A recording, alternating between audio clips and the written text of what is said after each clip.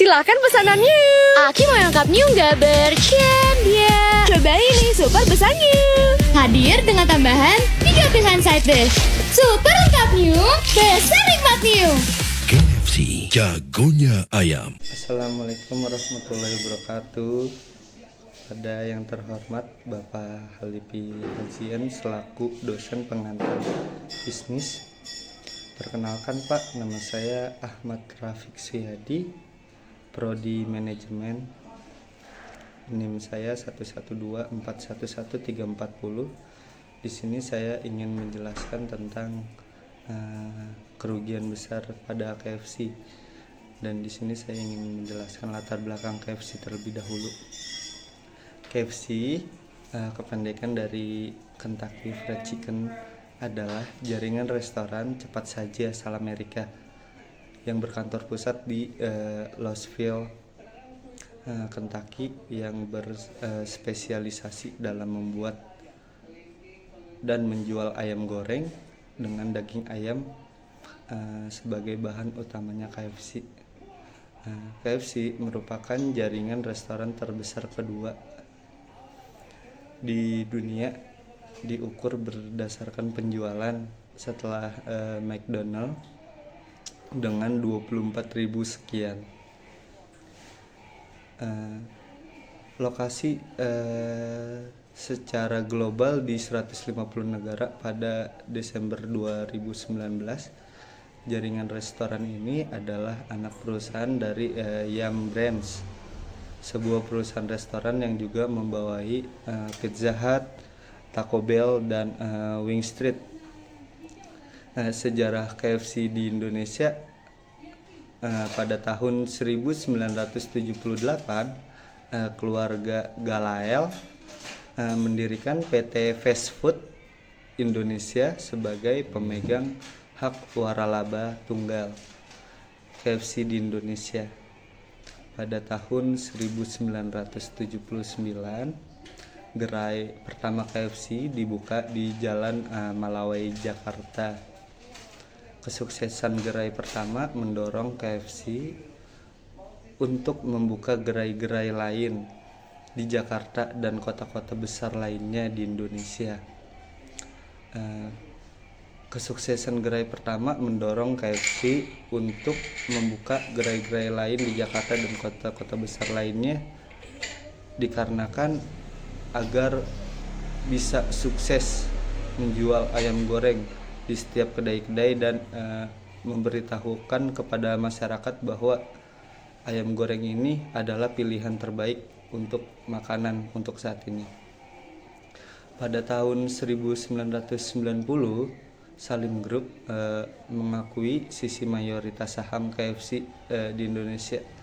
Pada tahun 1993, KFC Indonesia terdaftar sebagai emiten di Bursa Efek Jakarta. Sekarang Bursa Efek di Indonesia. Pada tahun 2019, KFC di Indonesia memiliki 748 gerai yang tersebar di berbagai kota di 34 provinsi. Saat ini, pemegang saham terbesar KFC Indonesia adalah keluarga Galael sebesar 39,84%. Sementara pemegang saham dominan lainnya adalah PT Indo Retail Makmur Internasional Tbk sebesar 35,84%. Perseroan memperoleh hak untuk menggunakan merek KFC dari pemilik waralaba saat ini. Yum Asia Franchise dari pemilik waralaba saat ini. Yum Asia Franchise PT Ltd, suatu bagian dari Yum Restoran Internasional atau bisa disebut YRI.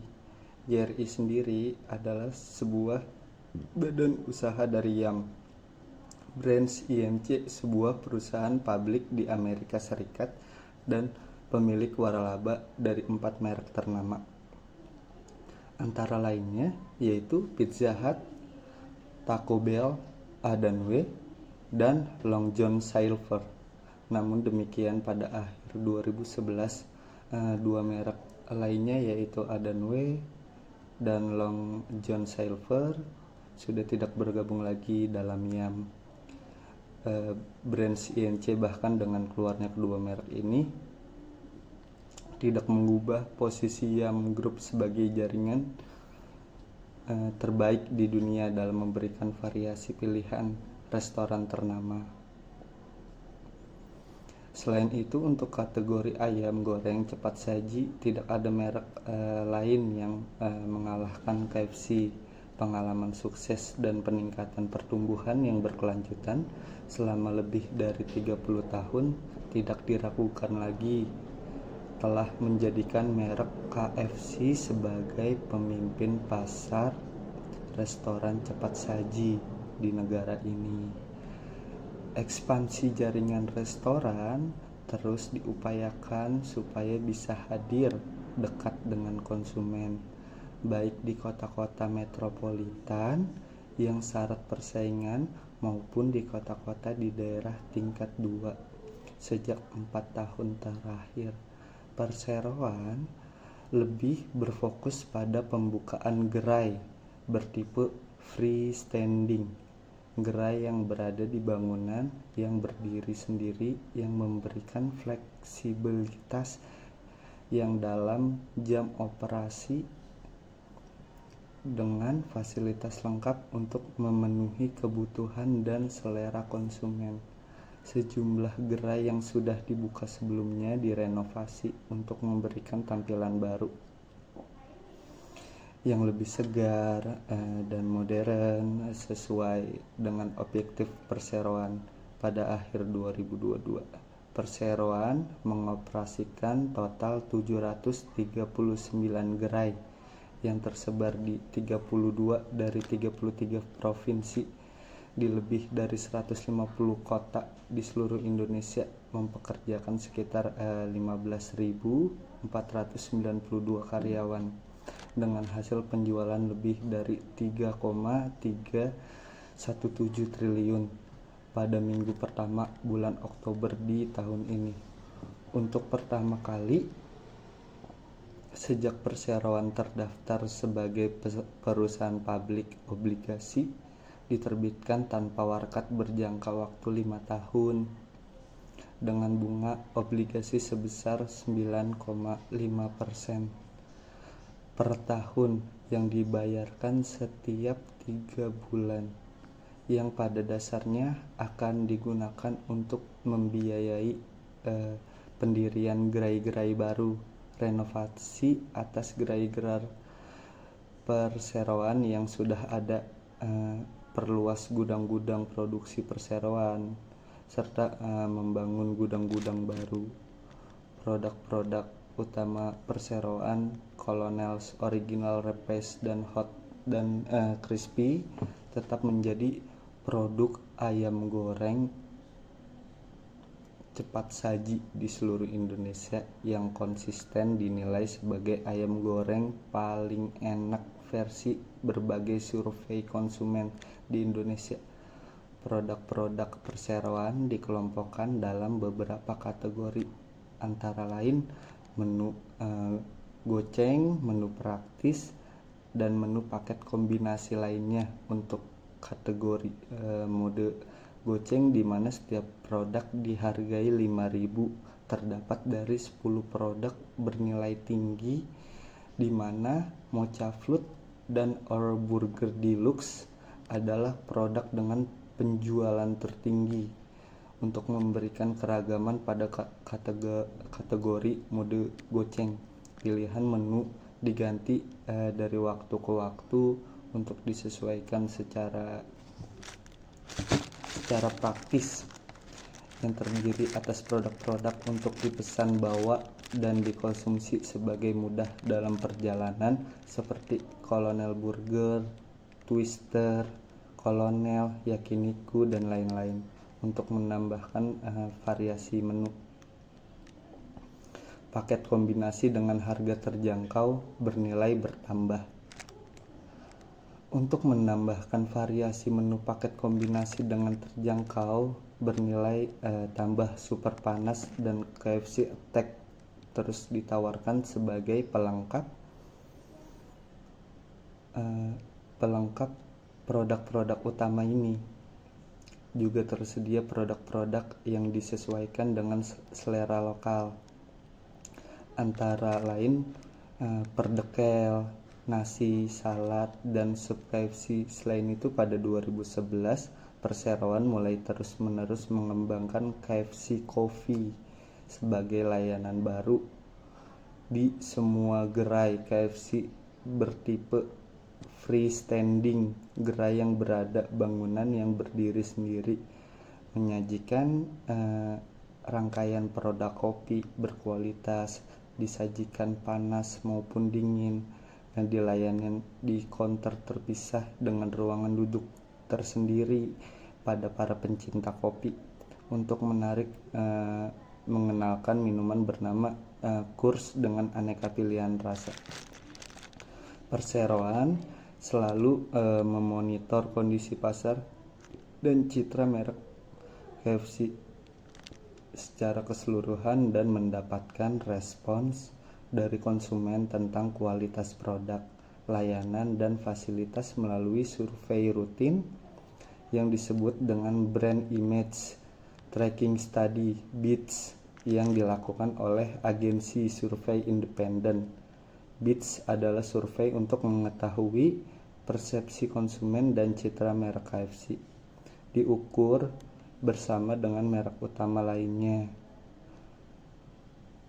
menempati posisi tertinggi paling diingat oleh konsumen untuk Top of Mind Awards pada tahun 2011. Perseroan dengan konsisten memimpin dalam porsi kunjungan terbesar dibandingkan dengan merek restoran cepat saji utama lainnya.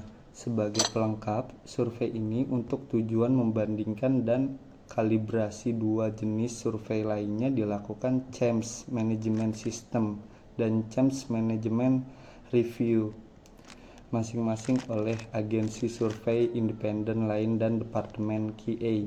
CMS adalah survei yang menilai langsung kualitas produk, layanan, dan fasilitas yang tersedia di KFC dibandingkan dengan yang diharapkan, sementara SHARE adalah survei untuk mengkalibrasi apa yang telah dilakukan dan dibandingkan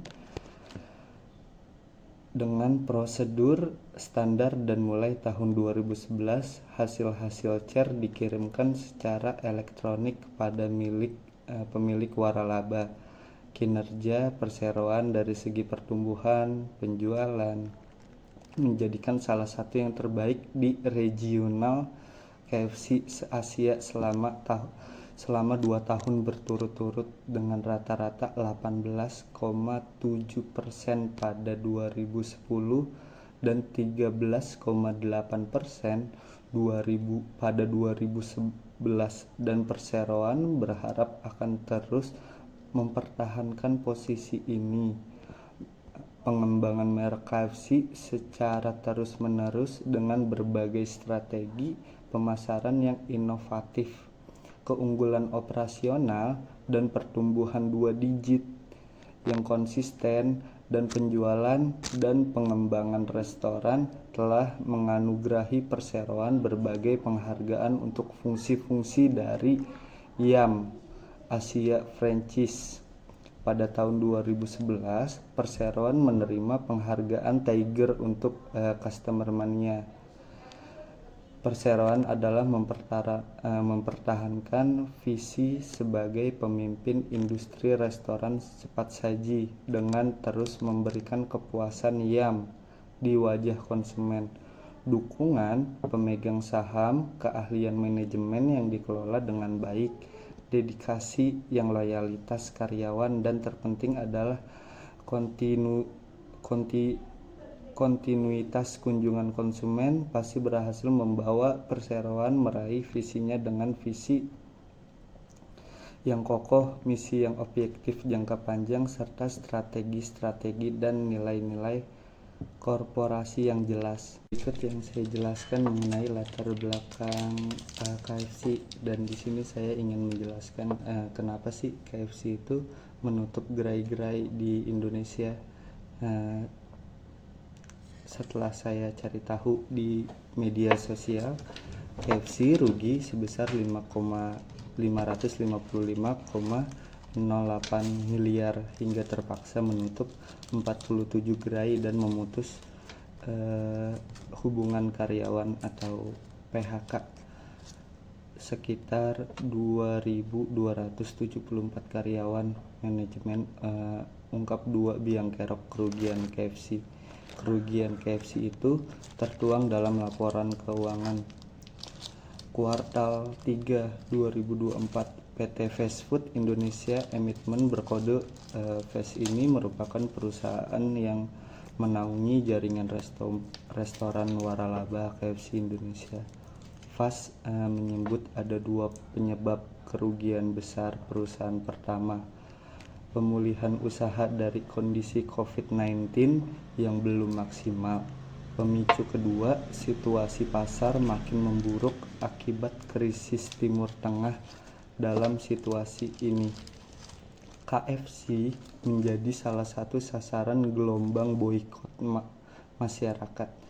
2 masalah ini telah berdampak negatif terhadap hasil grup untuk periode 9 bulan yang berakhir pada 30 September 2024. Kerugian pada kuartal 3 2024 memang lebih buruk dibanding periode yang sama pada tahun lalu dengan peningkatan rugi sebesar 266,59%. Pada kuartal 3 2023, FAST mencatat kerugian 152,41 miliar. Kerugian besar tersebut membuat KFC terpaksa melakukan efisiensi usaha dengan menutup gerai dan melakukan PHK pada karyawannya.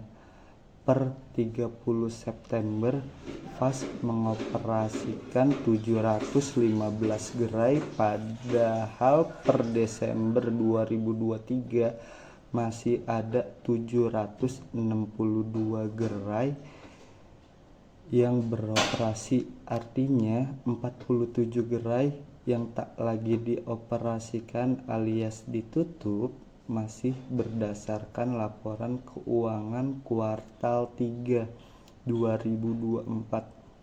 Seluruh grup usaha FAST tercatat memiliki 13.715 karyawan per 30 September 2024. Jumlahnya turun drastis dibandingkan data 31 Desember 2023 di mana jumlah karyawan 15.989 orang, artinya pengurangan hingga 2.274 karyawan. Makanan cepat saji yang berasal dari Amerika Serikat dan berkantor pusat di Louisville ini menutup banyak toko, melakukan PHK massal. Disampaikan dalam laporan keuangan konsolidasian yang berkabar Bursa Efek Indonesia per 30 September 2024 dan dapat diakses umum. Penyebab penutupan gerai dan PHK massal diakibatkan oleh kondisi yang belum membaik dan imbas kampanye boikot beberapa produk Amerika Serikat di Indonesia. KFC menghadapi dampak yang disebabkan dari boikot yang terhubung langsung dengan perang Israel di Gaza yang masih berlangsung hingga saat ini. Kerugian tersebut mengakibatkan perusahaan KFC mengambil keputusan untuk menutup puluhan gerai dan melakukan PHK massal. Dikabarkan KFC mendapatkan kerugian sebelum ramai boikot. Produk yang berasal dari Amerika Serikat seperti yang dikutip dari Annual Report KFC di Indonesia 2023. Perusahaan mencatat saat ini KFC mengalami pemutusan kontrak karyawan. Bisnis ayam goreng merupakan salah satu peluang usaha yang menjanjikan dengan prospek jangka panjang yang cerah. Alasan utama di balik ini adalah tingginya permintaan dan pasar yang luas untuk ayam goreng. Hampir semua orang menyukai ayam goreng, menjadikan makanan yang populer di berbagai kalangan usia dan latar belakang. Ditambah lagi polusi yang terus berkembang dan urbanisasi yang semakin pesat, semakin meningkatkan permintaan untuk makanan yang praktis dan lezat seperti ayam goreng. Bisnis ayam goreng memiliki prospek jangka panjang karena permintaan tinggi dan pasar luas. Ayam goreng disukai semua kalangan, mudah diolah dan cocok untuk berbagai situasi. Permintaannya tidak terbatas pada satu daerah dan terus meningkat seiring pertumbuhan populasi dan urbanisasi pasar yang luas. Ini memberikan peluang besar bagi pengusaha untuk menjangkau berbagai konsumen dan membangun bisnis yang kokoh. Modal relatif terjangkau. Salah satu keunggulan utama bisnis ayam goreng adalah modal yang relatif terjangkau dibandingkan dengan jenis usaha kuliner lainnya. Modal awal untuk memulai bisnis ayam goreng tergolong kecil. Anda bisa memulainya dengan skala kecil, menggunakan peralatan sederhana dan modal yang terbatas. Seiring perkembangan bisnis, modal dapat diputar kembali untuk meningkatkan segala usaha dan menambah peralatan. Memulai bisnis ayam goreng dengan gerobak sederhana atau booth kecil menjadi pilihan yang tepat. Anda bahkan dapat bergabung dengan kemitraan ayam goreng, gerobak atau booth di berbagai gerai-gerai. Untuk bergabung pun hanya memerlukan modal awal di bawah 10 juta dan 100% keuntungannya untuk Anda.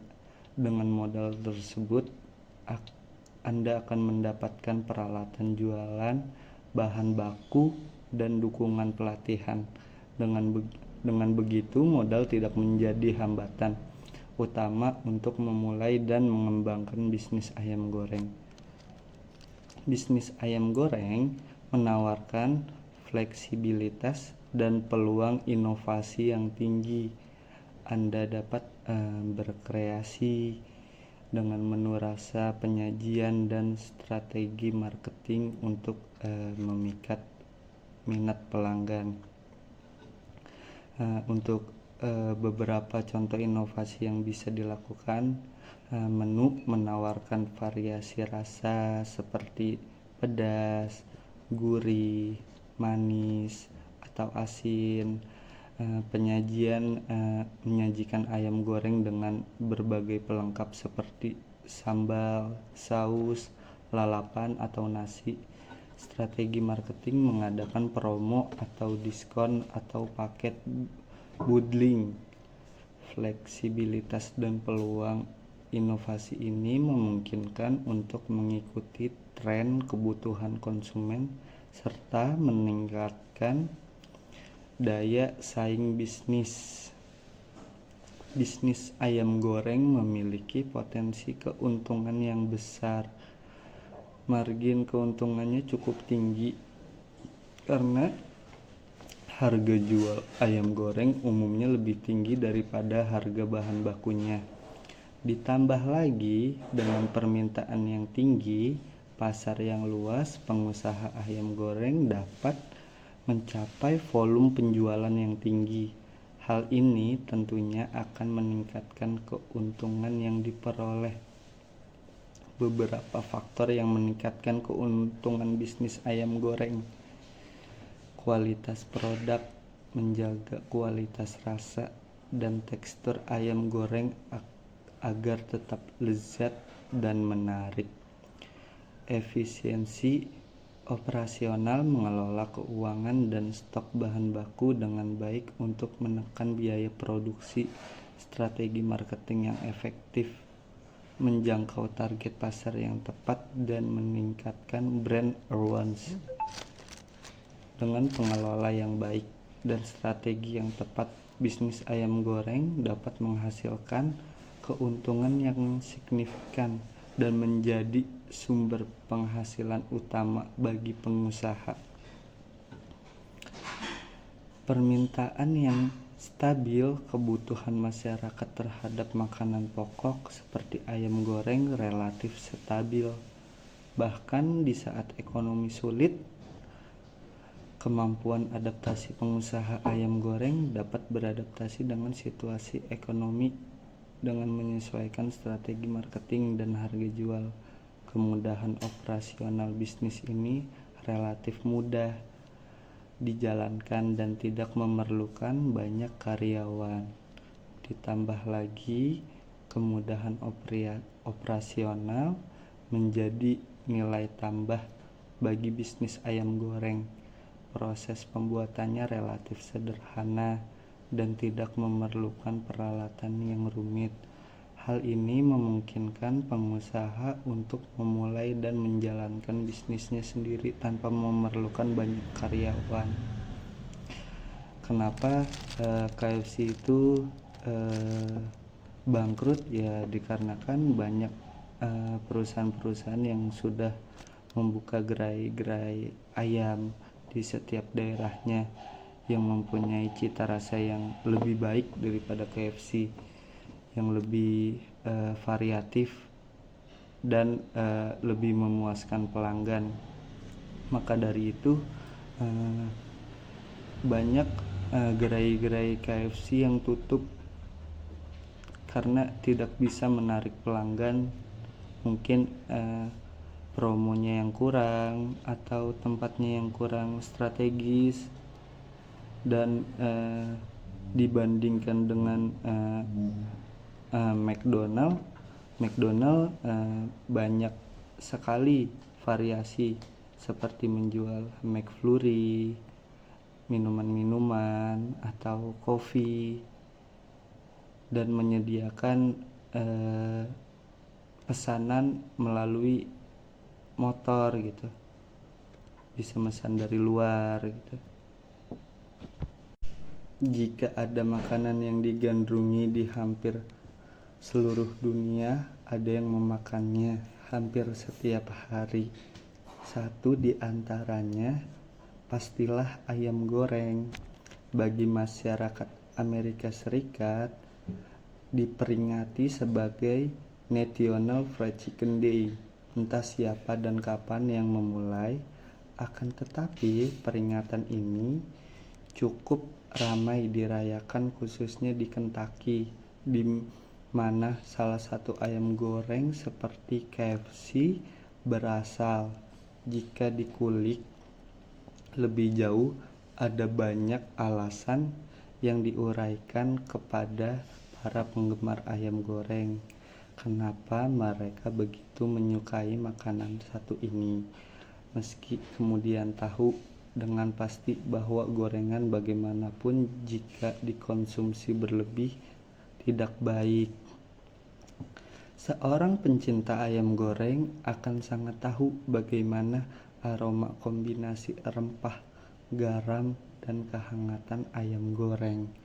Bahkan dari jarak cukup jauh sekalipun, aroma ayam goreng akan segera menerbitkan rasa lapar dan keinginan untuk menyantapnya. Bahkan bagi yang sudah di tingkat atas, ayam goreng di dalam kantong, baik itu crispy atau original, bagian yang sangat enak, bagian kulitnya, bagian yang renyah dan paling disukai di antara bagian lainnya. Bahkan ada juga gerai ayam yang mengolah sedemikian rupa khusus menu kulit ayam goreng. Siapa yang mengelak kalau rasa ayam goreng yang tak pernah mengecewakan?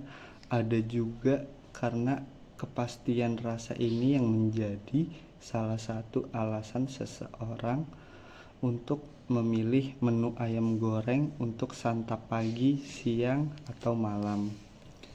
Ayam goreng bisa jadi pilihan makanan termasuk